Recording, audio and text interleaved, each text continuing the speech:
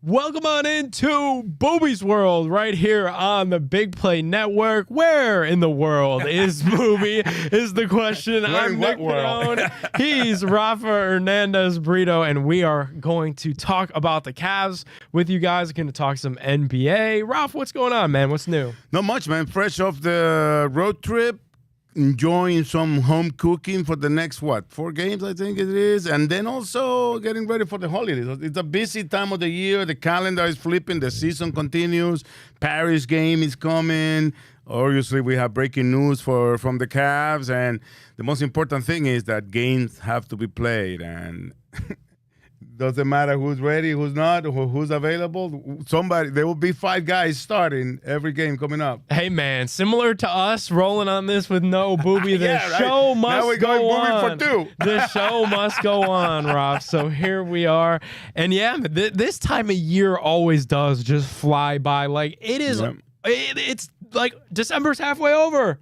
It's crazy, because it always happens. It's a cycle like that. At least for me, when the season ends, especially the last season when it ended, when we weren't really planning for anything. This is my 10th season with the Cavs, and the first 4 we played the last game that the NBA played for those 4 seasons, winning and losing the finals. And then the next 3, we knew that we were going home after the regular season. Then we lost in the play-in, and then we lost in the first round. But that was difficult because nobody had plans. Like I had told my wife, she said, hold on the vacation plans. But I don't know how long we're going to be going on this thing.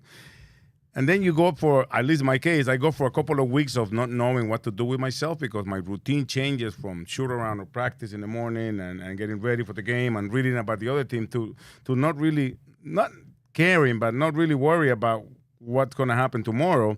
And then after I get a hold of what I'm doing and I like the not doing much for work in terms of like getting ready for games, now I can wait for the season to start. Now it's like, then you can wait for Christmas. Now it's the All-Star break coming. So it is a cycle, kind of like the 4 seasons in the weather. So, hey, we're in the second quarter of the season. It's still early. Obviously, there's a lot of setbacks right now health-wise for the Cavs, but games have to be played again. And then Ross telling me before the show, he's like, my wife's trying to plan all this stuff. Christmas right around the corner, Christmas Eve, obviously a big day. And then he's like, wait, don't plan anything for Christmas Eve. The Browns are in Houston, so it's hard, It is. So, but it's delicious. It's great too because I enjoy doing what I do. Yeah. And at least the game is indoors. And not 55 below zero like last year's Christmas. Remember? You're going to Houston. Were you there? Were you there for that game? Where? Last year, the Christmas day, Christmas. Ralph, I have a rule. I don't go to Browns games after December 1, buddy.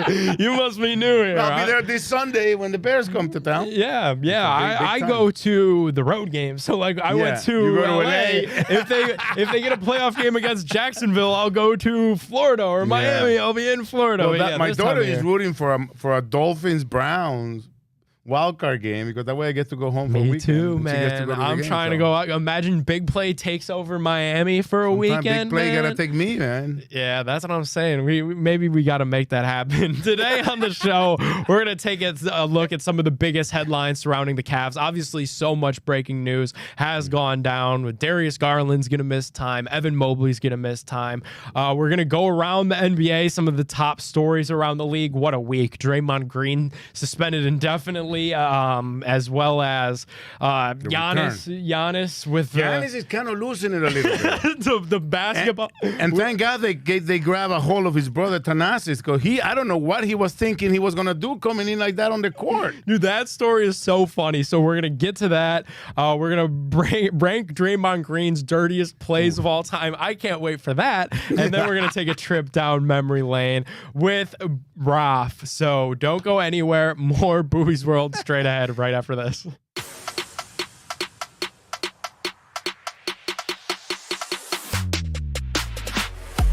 Welcome on into Booby's World right here on the Big Play Network. It's so funny saying Booby's World. And where in the world is Booby Gibson? I'm Nick Padone. He's Rafa Hernandez Brito. We're thinking maybe at some point Booby might drop in virtually, so you guys are going to have to take that adventure. He's working. Along with us. He is. He's on location. He's with the Charge. And obviously we're pulling for Booby. We're pulling for the Charge. So Can I throw an audible here? Joe Flacco has been calling audibles all this time since he got back to save the world here in Cleveland. But I want to make a trade. What's the name of that song? What's the name of what's the soundtrack? Like bing bing, like the ESPN. Oh, we have a trade. I would like to ask for a trade. Nick Padone and Booby Gibson owe me a show wearing Mason blue. Okay. Right? And I would like to trade it for you guys wearing the Buddy the Elf charge jerseys. Oh, we could do that. Or when I say Buddy the Elf costume, because it was more like a costume than a kit, but we'll go back to we'll go back to the previously scheduled show, but I just wanted to announce that trade. Deal made. Booby, you're welcome. Yeah. I got us out of wearing the full Michigan Maze. We'll get Sean Wyatt and the Charge to give us a full kit of the Buddy the Elf. Yeah, we got if the Charge could provide us some of those elf uniforms, we loved them. Booby and I will gladly put them on and model them right here in the Big Play studio, and that'll be a lot of fun. Deal made. All right, let's get into some of our Cavs headlines this week. We'll start with this one. Evan Mobley is having surgery on his knee. He's going to be out about 6 to 8 weeks. Also, Darius Garland is going to be out with a fractured jaw. He's got surgery scheduled for next week. Ralph, you mentioned Joe Flacco jokingly, but what is going on with all these injuries this year in Cleveland? But it's one of the things I know, right? It's out for, at least on this side of the lake. It's like it's not out for the season like it has been for the Browns for what, like 13 or 14 players are out like that. So. The Mobley thing, it's arthroscopic surgery, so just so people don't get too excited about it. It's just a surgery to remove a fragment, something that he has loose on his knee, and he missed the game in Miami, hasn't played since. And it's the kind of thing I believe it's just to get him ready and getting set, just to avoid any more damage to his knee, as opposed to trying to get him through treatment, and I'm working that out. So it's the longest sit. And then you got to take into consideration, too, that he will not be moving much because it's a knee surgery. So that's going to take him a little longer time to also come back and get into game shape. Yeah. Garland's is different because it's a no foul was called on the play when Porzingis just like stood there like the guardians of the traffic here outside of Progressive Field and didn't move, took him out of the way. So that, I think, is gonna create a little opportunity for Craig Porter Jr. Yeah, it's gonna create an opportunity for JB Bickerstaff to get creative with his lineup, and we're gonna have to be carried again by Donovan Mitchell and Caris LeVert, who has come back from his injury, also a knee injury, has come back really, really, really, really good. Yeah, absolutely. And obviously, we all wish our best to Ricky Rubio, right? But it would be so nice to have him right now. But it is an opportunity for Craig Porter Jr. to fill in that absence of DG. Obviously, huge shoes to fill, all-star size shoes to fill even. How's Craig Porter Jr. going to do it? Because we know that the fans want to see this dude play every night. JB at times has been reluctant to put him in. He's a young player. They don't want to ruin his confidence. It's going to be Craig Porter Jr. time now, right, Ralph? I'm still waiting to see how JB is going to handle this, because he might go to begin with, because we also can't afford to be losing too many games. So he could either go, obviously, with Craig Porter Jr., who you ask how he's going to do. I believe he's going to do well. Same. He's a 4-year college player. And the one thing I love the most about Craig is that he plays like he's not coming out of his shoes. Usually when you have these rookies coming into the game, they want to shoot or they want to do something flashy to get minutes. Yep. He looks so calm, and he can actually get to the basket. He actually gets blocks and rebounds. He definitely is able to get assists. So we're going to see how. I don't know where he's going to go, but he's definitely going to be in the rotation. Yeah. So JB might decide to start LeVert and Donovan with. Remember, we've been using that 3-guard, almost 4 guards sometimes lineup with Allen or Mobley on it. So I don't know how he's going to go, but for sure I believe. Nothing official here. I'm just saying from what I little know about basketball, that he's definitely going to have the opportunity to get the minutes and to do the best he can to get them, because that's how players become NBA or professional players. You look back at the 2020 season with the COVID and all those people in the 14-day protocol, and then you had all these 10-day contracts. Mark Strus is one of the guys that had been drafted by the Celtics, got let go by another team, and then Miami picked him up on a 10-day contract, and look at him now. Lamar Stevens and Dean Wade came in during that time where they had to play, and they were able to answer the bell. So I have no doubt that Craig Porter Jr. will step up. It's just a matter of how good a job the coaching staff is going to do to put him in a position to succeed. All right, Raf. So then we got the other injury, and it's the Evan Mobley injury. Yeah. That one, being 6 to 8 weeks. That power forward spot, such a big deal for the Cavs because that's their strength is pairing Mobley with Allen, the Tower City duo. And defensively, man, they just hold things down. That's one thing that you don't have to worry about in these Cavs games is that these two are so great defensively, and they make up for the smaller backcourt in Darius Garland and Donovan Mitchell. How do you think the Cavs pivot there?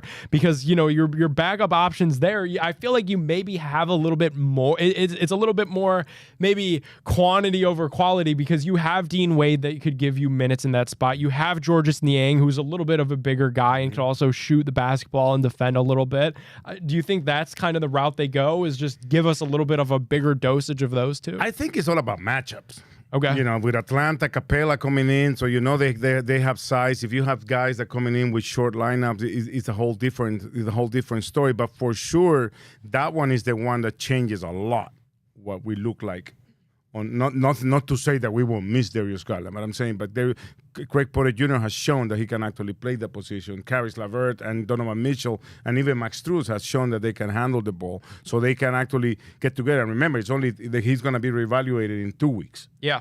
Right. So with Mobley, we're talking a little longer than a month to be reevaluated, and then he has to come back. So that changes us a lot in terms of our rim protection. Yep. In terms of what I believe is the best part of the Cavs, which is our defense that creates a lot of the offense. So that is it is a chess match now for JB and the coaching staff to find out if Dean Wade can play. Yesterday Dean Wade started in the second half because of matchups. Okoro started. But that's because as the Celtics, it's Porzingis, who is allergic to the paint, and then it's like 4 other guys who play in the perimeter. So we needed more energy in the perimeter. So we have the people, we have the personnel that will be able to withstand this run. We just have to we have to hope that all of them perform and answer the bell when it's called. Man, it is going to be a lot, on the shoulders of JB Bickerstaff. It's 2 starters, man. I'm looking forward to it. I will say, too, if there's any time for the Cavs to solve this, it's right now. If you guys are watching this show right now, pull out your phone and Google Cavs schedule and just look at some of these upcoming teams. Obviously, it's like any sport. No game in the NBA is ever easy. But some of the opponents are lesser than what the Cavs have faced. The back-to-back against Boston in Boston when they were undefeated at home. That was a brutal stretch. Coming from Florida. Yeah. Landing at 3 a.m. Yeah. Sometimes, That's but brutal. again, sometimes the schedule gets you and sometimes it gives you. Yep. This homestand before the Christmas break, we're getting Atlanta playing in Toronto the night before. Right? Playing back-to-backs in Toronto. Orlando is getting the Celtics right after we left, playing on a 2-game homestand. So I think it's a matter of just taking the schedule and one game at a time, and you cannot start looking at, the schedule here, the back-to-back there, because this is the NBA. Yep. This is the way it's going to be. And we're paying a little bit for that week we're going to spend in Paris playing only 1 game. Yeah. So, those games, at least 2 more games have to be bunched up somewhere. Yeah. And then the homestand before Christmas, we have Atlanta, who is just dying to take back that beating we put on them on the in-season tournament game. Yeah. And then we have 3 West Coast teams that we rarely see, at least as fans. Houston, Utah, and New Orleans. New Orleans is getting healthy. Houston, Dylan Brooks and Donovan Mitchell, I can't wait to see that. Yeah, and must watch. See how he throws off the rest of the team. And Utah, it's a young team that started off well last year and now is not really doing it. And we might see Ochai Agbaji for the first time in a while. Be cool. So I don't know. It is 1 game at a time. Yep. That's why you play the games, right? Because on paper, everybody's just hanging in the kicks and saying, the Cavs are done. I think we're far from done. we haven't even gotten started. We were just getting, because of injuries, we have 4 straight games with the same lineup. Now everything's going to change again with Garland going out. So one game at a time, man. I know it sounds boring, but it's really the way it is. It's true. A lot of times, if you take a look at coach speech like that, one game at a time, it's true. The coaches say it all the time because it's true, and it's kind of the only thing that you can do when your back's up against the wall or you're put in a difficult situation like these Cavs are currently in. All right, Raf, let's keep moving on. We're past 25% of the NBA season, already done for our Cavaliers, and obviously we are excited to keep seeing how things unfold, obviously get past these next injuries. But we're going to take a look at where the Cavs stack up against some of the teams around the East. Obviously 0-2 against Boston. They're the current 1 seed. 1-1 against Orlando, current 3 seed. 1-0 undefeated against the 76ers, current 4 seed. I think that's my biggest rival. And that was a big win too. That was a huge win. We paid for it the next day against Miami. Yeah. But that was a big win because it kept us alive in the in-season tournament, and we eliminated the Sixers basically that night. Yep, and then 0-2 versus the Indiana Pacers, who are currently the 5th seed. Raf, do you worry at all that the Cavs have just struggled in these games where the team is a little bit more talented? And I would say more talented than the Cavs only because we haven't seen this Cavs team that much at full strength. They gave us a little glimpse of it, and then it got ripped away from us with these recent injuries of Mobley and DG. But I feel like in some of these games, the Cavs were just haven't been able to hang because they didn't have their guys.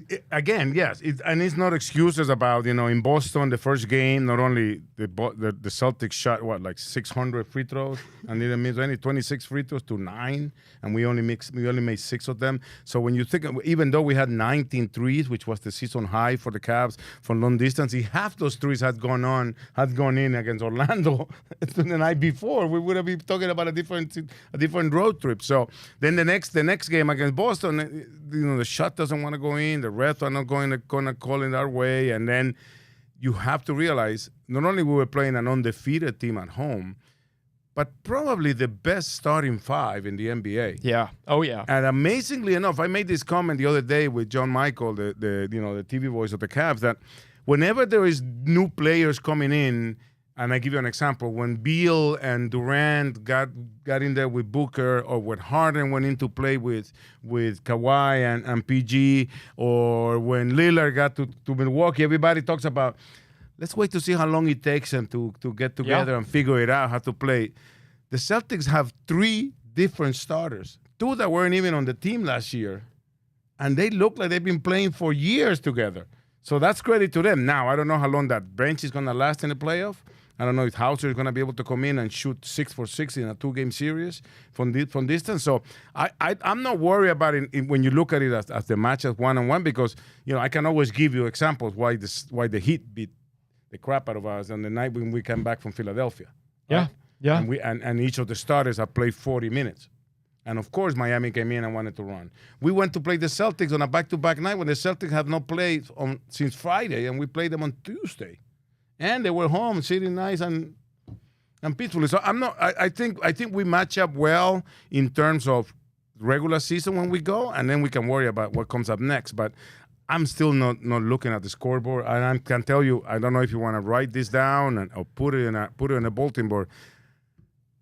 Orlando is not going to be there in the top 4 teams in the East at the end of when everything is said and done. All right. I love it. We are not pressing the panic button on the Cavs quite yet.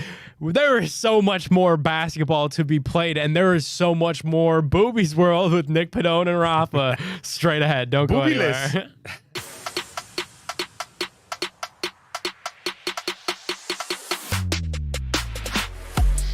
Welcome on back into Booby's World. No Booby quite yet. We're still waiting for him.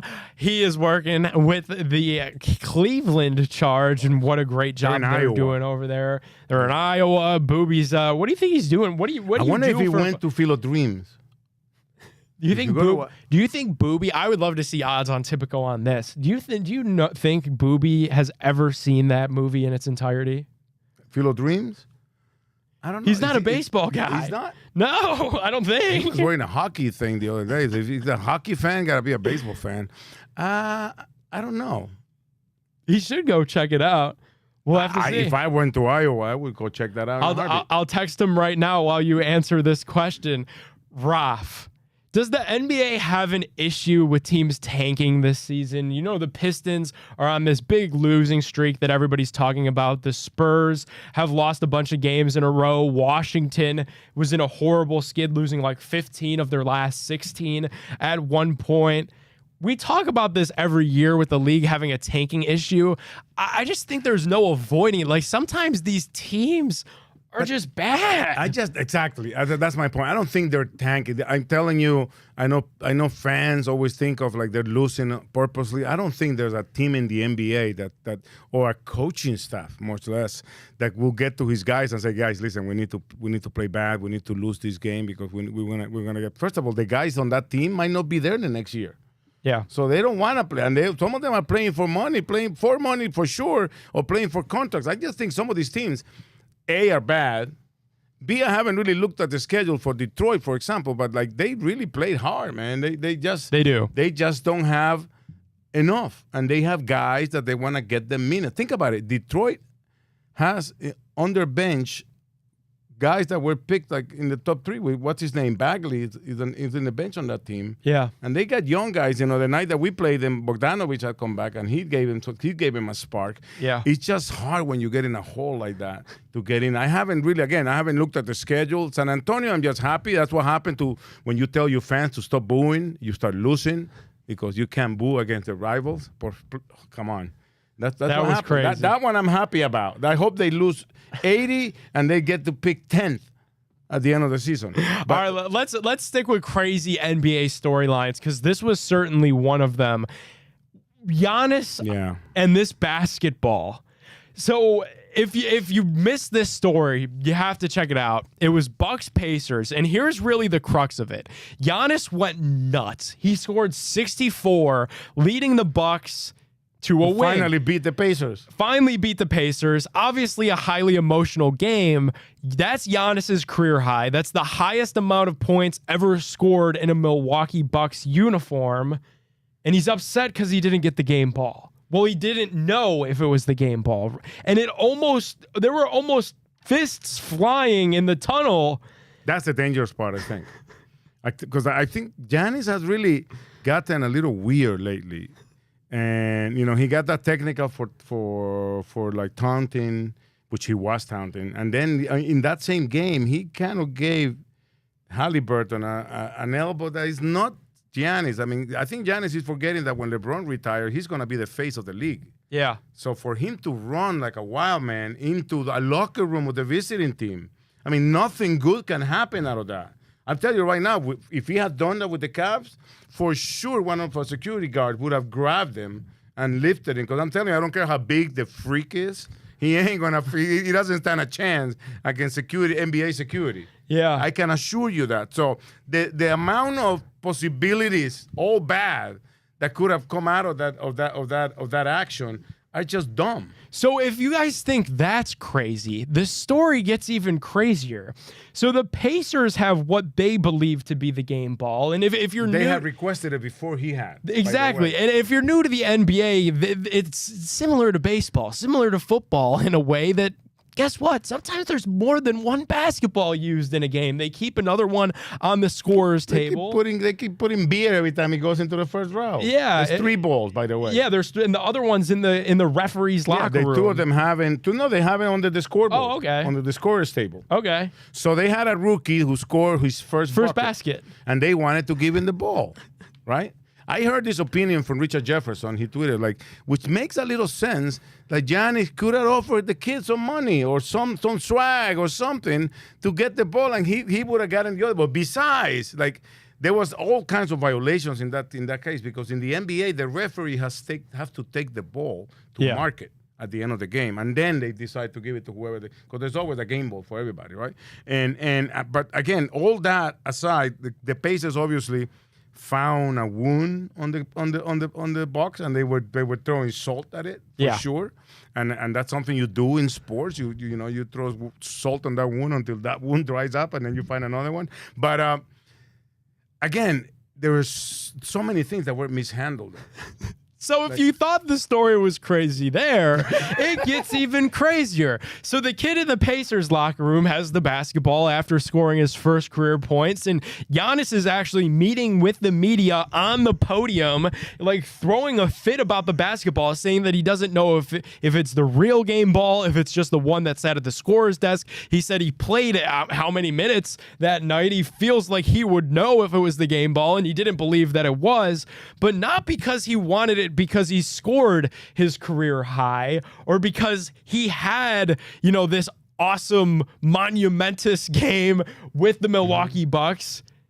But no, because Damian Lillard in that game became 5th on the NBA all-time scoring list for three-pointers made, and he wanted to give the ball to Dame for that achievement. He's full of it. That's the story that he's rolling with. He's full of it, and I don't care what reason he can come up with because it was because his brother Thanasis touched the ball in an out-of-bound play, and maybe that was the first time he touched a basketball this season. Maybe that's why he wanted the ball. I don't care what. My point is, you handle it very wrong. Yeah. You are the face of the NBA, especially after what happened with Draymond Green a few nights before that. I mean, the space for not being in the right place when you walk into somebody else's locker room, raising your voice, acting like you own the place. I mean, come on. This is the dude that had that issue with the ladder in where was it in Philadelphia? Once that he almost got into it with the guy who was fixing the hoop. Yeah. And by the way, in Philadelphia, when the game is over and they have to set up for hockey, they take my monitor before they shut off the electricity before I even finish my post game, right? So my thing is he has to really keep an eye on that.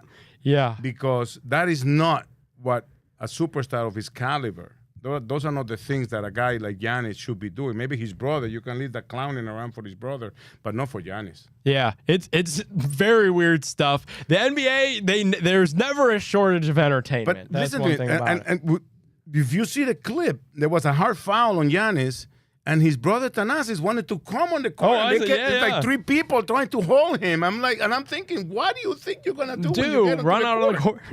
Like, come on, sit down. Crazy. Absolutely crazy. A guy that was mentioned in this not as crazy as Draymond Green. And we are going to get into that. It's Booby for 3 without Booby. Straight ahead. Don't go anywhere.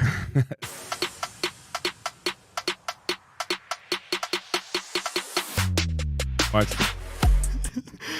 Welcome on in back to Booby's World. Rafa, I messed up that last segue so bad. I couldn't even get the words Draymond Green out of my mouth without laughing. Last segment we were debating. Booby's not with us. He's in Iowa right now with the Charge as we're taping this show. And we asked the question, do you think Booby has ever seen the movie Field of Dreams? What do you think at home? Play some Jeopardy music and we rhyme. Booby has not seen the movie. My God. We're doing some live texting, bro. This is Booby's work. Can you ask him if he's seen Major League? Major League? I mean, he was here on the time that. No, that was way Major League is throwback, man. Don't date Booby that much. Really? He's a young dude, yeah. Oh, wow. Yeah, Major League was I just want to see if he's not a baseball fan or he's not a Kevin Costner fan. You know, I don't know. Maybe. Oh, you're talking about Draft Day. No, Major League. Major League? Isn't that the name of the movie? With Charlie Sheen? Yeah. Yeah, okay. That's with the Indians, no? Yeah. All right, we'll ask him. We'll find that out. Maybe he's just not a baseball movie guy. All right, Booby for 3. Draymond's indefinite suspension in the play against the Phoenix Suns that led to it. Rafa, what in the world is up with this guy? Now we're seeing the press tour kind of start with it. And I'll just start, like, if Draymond Green does seriously have, like, an issue, like an anger issue, you know, there's outlets that the league has for him that he could go, like, exercise this. He's got to figure this out. Like, he's got to keep himself in check when he's on the floor, right? You know, I don't want to make light of this because I think it's a serious situation. I think it is too. Yeah. I don't think he needs to exercise. He needs to exorcise something out of him because there's something there that is not working for Draymond because everybody says, you know, you got to fine him, you got to suspend him the rest of the season. So he gets the point that he lost a final for that behavior, and that didn't change him, right? If you want to say that 2016 that was the difference, which again, Yeah, you could make it that what you will, but the fact is that we'll never know because he wasn't on the floor. You can put a reason of why the Warriors blew a 3-1 lead because he got suspended, right? So that's one thing, but also it's dangerous. I think that the behavior that he has displayed is just dangerous. I believe that he has been helped by the league and the referees that for allowing him to sometimes look like he's about to punch the ref when he's complaining. So I think it is something that I wish that for him to figure something out, what he has, what kind of anger problems he has, because it's definitely not normal. I think, do my eyes deceive me? And Where in the world is Booby? Ryan's getting him set up, so we'll give him a second to get on camera. But I think I do see Daniel Booby Gibson in the green room. But Ralph, I agree with you, man.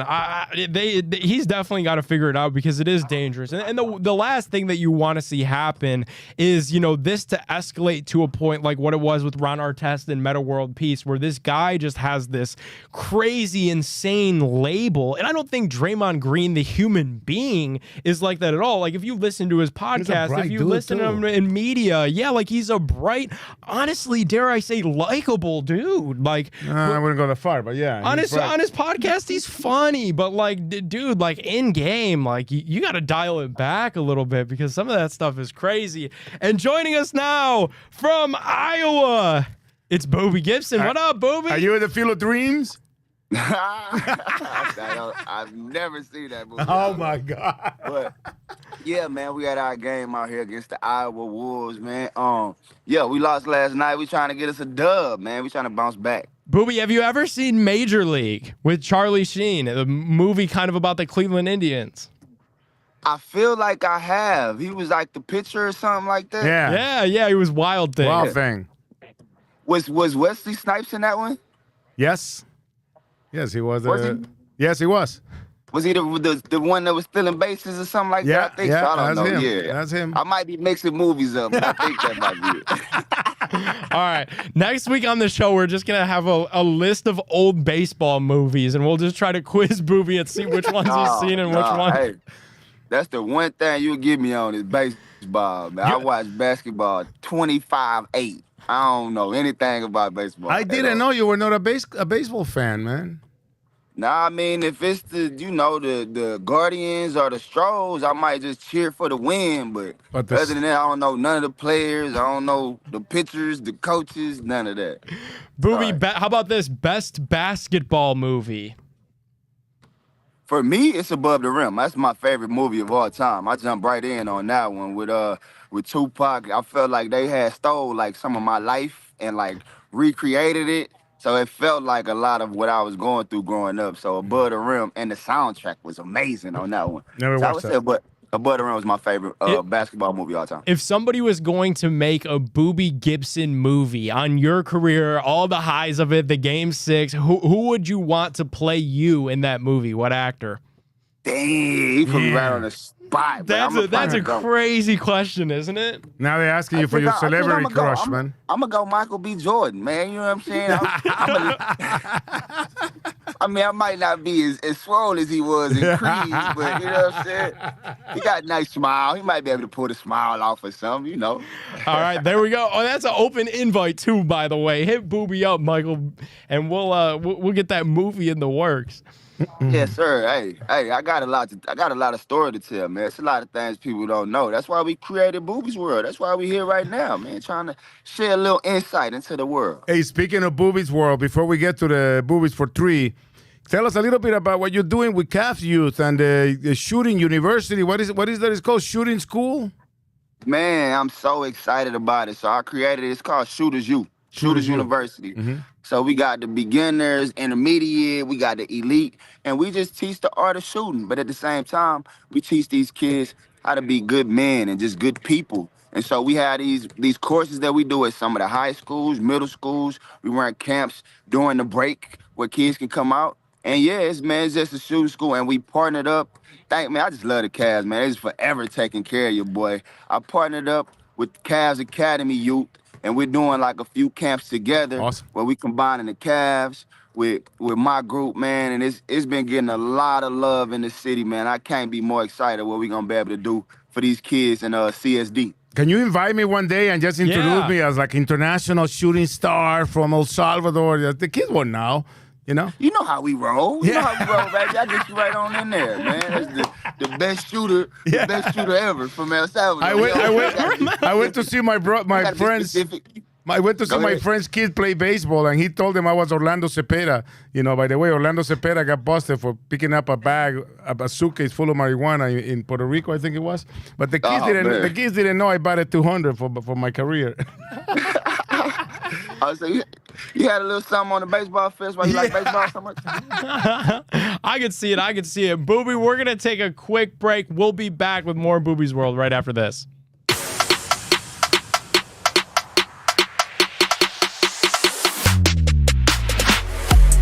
Welcome on into Booby's World right here on the Big Play Network. I'm Nick Padone, Rafa Hernandez Brito, Daniel Booby Gibson with us as well, too.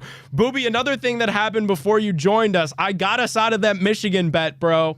We're out of it. We don't have to wear those stupid maize and blue overalls that Roth wanted us to wear. But thank God. I mean, however, I'm still open to taking care of the bet, but I'm thankful. Well, I made a trade. There's a new stipulation in it. I made a trade. Now I want you or Nick to do the show with the Buddy the Elf uniforms from the Charge. Oh wow! Oh wow! Oh wow! Hey, Roth, you know what? I'll even wear it. All the guys was feeling a little way about the uniforms. I could tell. I actually liked them. I thought they had a little I liked the way I liked them. I wanted a jersey for myself, to be honest. So if we got to rock it on the show, I have no problem. Talk to Sean. I'll wear it for you guys. I'll wear the kit. Maybe we do it at the Woolstein Center, the show or something. But I like the idea of being diverse with the kits, with the uniforms. Nah, I think that one needs to grow on me, but I'm willing to wear it on a show, especially with the belt and everything. Man, We've had characters. We've had the Marvel uniforms. We got the Elf uniforms. Cool. They do a great job of making our games kid friendly. Yep. So any families out there that want to bring the kids to the game, have a good time, it's always things for the kids to do when we get out there on the floor for sure. We want to go to the beach. We want to go to the beach section with the first two drinks on the Charge. Yeah. ClevelandCharge.com, baby. That's what the tickets are. And I'll be wearing my Elf jersey on the beach, baby.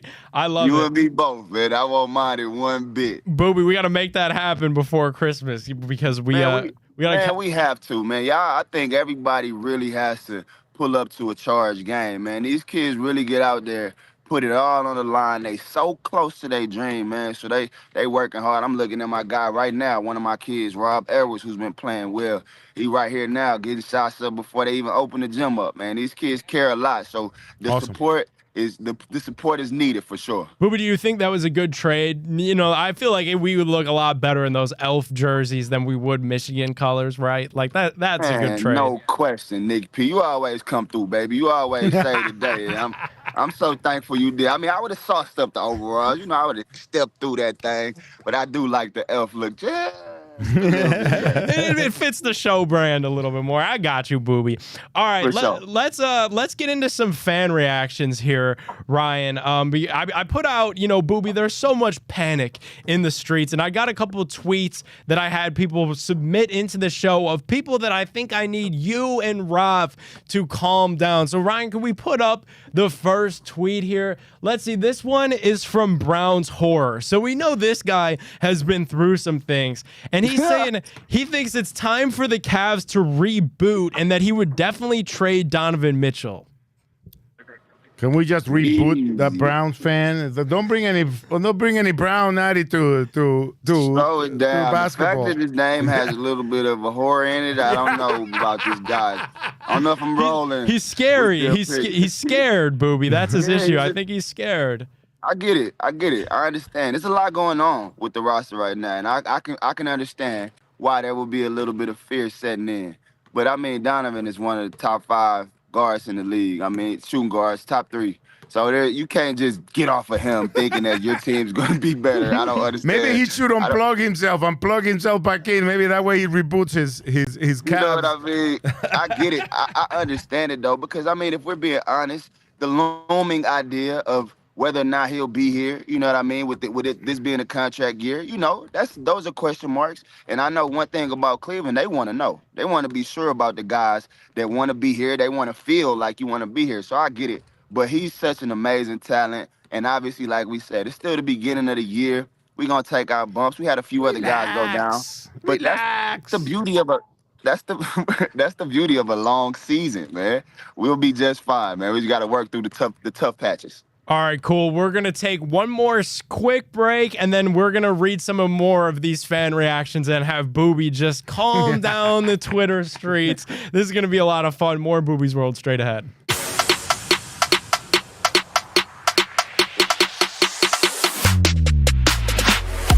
Welcome on back into Booby's World right here on the Big Play Network. Booby. We got one more tweet. This one's from AC. Ryan, I think this was the third one. Yeah. They have played the 8th toughest schedule in the NBA, have the Cleveland Cavaliers, with several crucial injuries. They play the 2nd easiest schedule remaining. What are your thoughts on that? Because I think this guy's trying to calm everybody down a little bit. No, I mean, that goes back to what I was just saying before. Like, it's early. And we talk about it, the NBA season being a long season. There's quarters to it. You got the first quarter, you got the second quarter. Right now, I feel like we're getting into that second quarter, and it's not starting off great. We got a lot of guys going down, but there's no reason to panic. I feel like now other guys will get an opportunity to step up. Mm-hmm. They'll get an opportunity to find rhythm. They'll get an opportunity to play because we have so much talent. And now when those other guys come back, we'll have more guys with confidence, more guys to choose from, and more guys to add to the lineup. So I think it could be a blessing in disguise. We might have a few rough patches, a few tough games along the way, but those are character-building moments. And if you're going to be riding with the Cavs, you got to ride with the Cavs. You got to ride with what we got, the decisions we made, and the players that we have, and ride till the wheels fall off. Y'all know how I'm coming. It's Cavs all day, every day. Booby, I love it. I think we might have to do this every week, where we just have people submit any of their worries and Booby just washes them right away. Yeah, you know what, man? We can jump on the live with them, too. If they want to have a little conversation and get right to it, we can talk directly because I understand how this thing go, man. I was on a team that won 70 games, 67 games. I was on a team that almost broke the record for losses in a row. But so I understand, you have to stay the course. Are you rooting for Detroit? Detroit's about to break that record of yours. No, hey, not that record of mine. It was another team. I said I was on one of those teams, not these teams. We won before we broke the record. But man, I hope those guys win because that was some of the toughest times to go through, man. Just walking in that locker room without, and they got a young team, man. So I want to see those guys try to figure it out. But overall, man, I just understand that you have to stay even keel. You can't get too high. You can't get too low. One game at a time. Keep working, man, and embrace the work. And by the end of the day, at the end of the road, you just hope that work turns into success when it comes playoff time. Absolutely. Booby, any fun holiday plans as we wrap up the show here?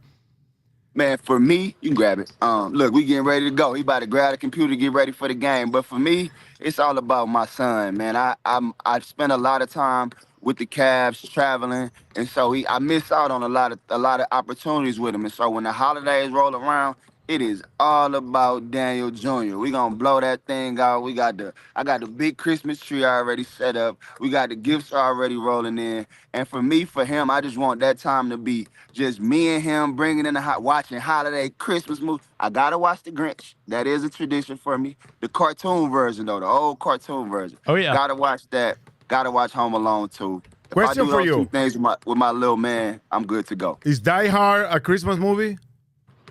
Man, no. I